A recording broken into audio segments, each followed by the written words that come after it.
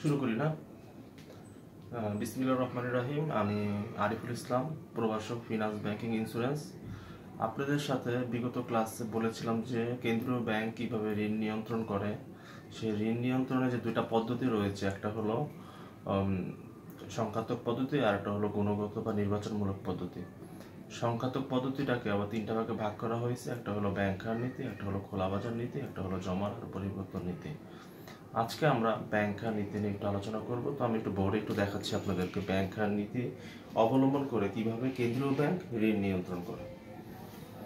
কেন্দ্রীয় ব্যাংক দ্বিতীয় অধ্যায়, কেন্দ্রীয় ব্যাংক ঋণ নিয়ন্ত্রণ পদ্ধতি, ব্যাংক হার নীতি। এখানে দেখেন যে ব্যাংক হার নীতিতে লেখা আছে বাণিজ্যিক ব্যাংকগুলো যে হারে কেন্দ্রীয় ব্যাংকের কাছ থেকে ঋণ গ্রহণ করে। অর্থাৎ বাণিজ্যিক ব্যাংকের যখন ঋণ নেওয়ার প্রয়োজন হয় তখন সুদের হারটা কি পরিমাণ হয় সেই সুদের হারের উপর নির্ভর করে কেন্দ্রীয় ব্যাংকের উপর ঋণ নিয়ে থাকে। সাধারণত বাংলাদেশে বর্তমানে ব্যাংক হার হলো 5%, যখন বাণিজ্যিক ব্যাংকগুলো কেন্দ্রীয় ব্যাংক কাছ থেকে ঋণ নেবে। প্রথম পয়েন্টে দেখেন বাজারে ঋণের পরিমাণ বেড়ে গেল। বাজারে ঋণের পরিমাণ বেড়ে গেল বলতে বোঝানো হচ্ছে যে প্রচুর পরিমাণে মানুষ ঋণ নিচ্ছে, তখন কেন্দ্রীয় ব্যাংক যখন এটা জানতে পারে যে বাজারে প্রচুর ঋণ নিচ্ছে, যে বেশি পরিমাণ ঋণ নিলে কি হয় যে মুদ্রাস্ফীতির একটা সম্ভাবনা থাকে, তখন সে মুদ্রাস্ফীতিটা নিয়ন্ত্রণ করতে হয়। তখন কেন্দ্রীয় ব্যাংক কি করে থাকে দেখেন, ব্যাংক হার বৃদ্ধি করে থাকে। তার মানে এই যে 5% যেটা সেটাকে বাড়িয়ে দেয়। তো যখন কেন্দ্রীয় ব্যাংক 5% বাড়িয়ে দেয় তখন নর্মালি বাণিজ্যিক ব্যাংকের সুদের হার বৃদ্ধি করে দেয়। কারণ বাণিজ্যিক ব্যাংকগুলো কেন্দ্রীয় ব্যাংকের কাছ থেকে ঋণ নেয়, ঋণ নেওয়ার কারণে সে ঋণ নিয়ে আবার সেটা বাণিজ্যিক ব্যাংক ঋণ দিয়ে থাকেন। তো কেন্দ্রীয় ব্যাংক যখন সুদের হার বাড়িয়ে দেয় তখন বাণিজ্যিক ব্যাংকের সুদের হার বাড়িয়ে দেয়, দিতে বাধ্য থাকে।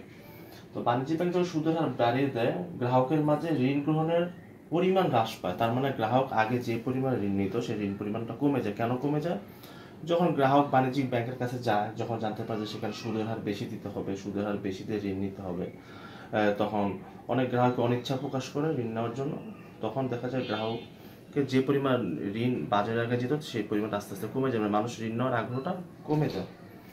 তখন কি হয় দেখেন, বাজারে ঋণের পরিমাণ হ্রাস। তার মানে হলো মানুষ যখন ঋণ নিচ্ছে না, ঋণ কম নিচ্ছে, তখন হচ্ছে কি বাজারে ঋণের পরিমাণটা অটোমেটিকলি কমে যাচ্ছে। তো এখন আমরা আরেকটা বিষয় নিয়ে আলাপ করবো, সেটা হলো যখন বাজারে ঋণের পরিমাণ কমে গেল, মানে মানুষ ঋণ নিচ্ছে না, খুব কম ঋণ যাচ্ছে, অলস অর্থ বাণিজ্যিক ব্যাংকে পড়ে আছে, তখন কেন্দ্রীয় ব্যাংক যখন জানতে পারে যে বাণিজ্যিক ব্যাংকের কাছে অলস অর্থ পড়ে আছে, বাজারে ঋণ নিচ্ছে না, বাজারে ঋণ না নিলে কি হবে, ব্যবসা বাণিজ্য অন্য কাজগুলি স্লো হয়ে যাবে। তখন কেন্দ্রীয় ব্যাংক কি করে থাকেন, এই যে সুদের হার যেটা বাড়িয়ে ফেলে সেটাকে কমিয়ে দেয়। সুদের হারটা কমিয়ে গেলে কি করে দেখেন, ব্যাংক হার হ্রাস। তার মানে কেন্দ্রীয় ব্যাংক সুদের হার কমায় দেয়।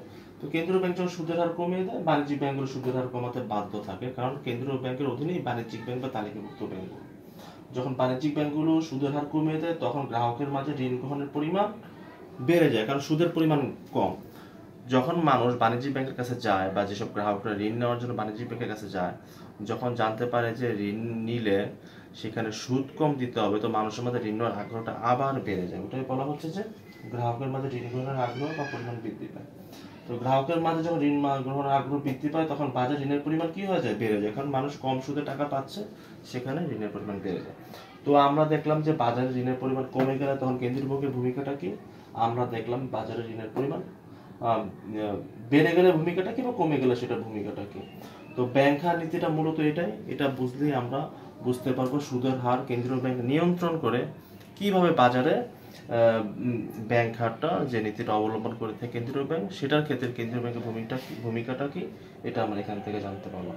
তো আমরা পরবর্তী ক্লাসে খোলা বাজার নীতি নিয়ে আলোচনা করবো। আশা করি আপনারা পরবর্তী ক্লাস দেখবেন আমার। ধন্যবাদ সবাইকে। আসসালামু আলাইকুম।